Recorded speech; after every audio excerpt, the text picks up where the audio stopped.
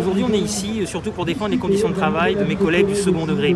Parce qu'on a appris qu'il y avait 70 suppressions de postes dans le second degré, compensées par 35 à FESA.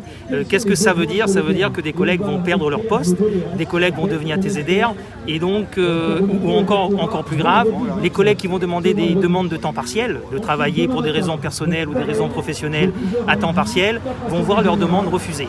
Donc pour nous, c'est inacceptable qu'aujourd'hui encore, lorsque le ministre parle d'école de la confiance, que cette confiance se traduise chez nous par des suppressions de postes. Pas forcément plus d'effectifs, d'accord, parce que tout n'est pas une question de moyens, mais une histoire de confiance envers les enseignants. Nous, on aurait souhaité que, à minima, ce qu'on avait l'année dernière, on le garde encore aujourd'hui. Et la colère est encore plus grande parce qu'on apprend par la presse spécialisée que le ministère de l'Éducation nationale n'a pas consommé tous ses budgets.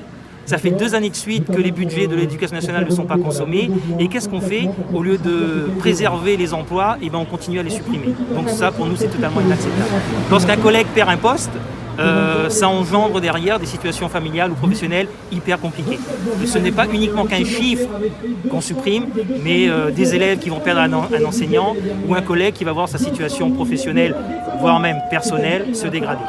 La situation actuelle liée à la situation Covid voit bien que le ministre de l'Éducation nationale ne considère pas ses agents comme il le dit. Donc il y a ce qu'il dit et il y a ce qui se passe dans la réalité. On le voit bien par exemple avec les directeurs d'école qu'on prend pour des agents subalternes sans aucune reconnaissance par exemple. Donc il y a des chantiers importants qui doivent se mettre en place et Madame la rectrice a fait allusion hier soir, je crois, au Grenelle de l'éducation.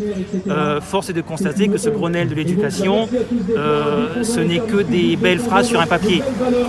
Les agents, les collègues ne verront pratiquement rien sur leur devenir.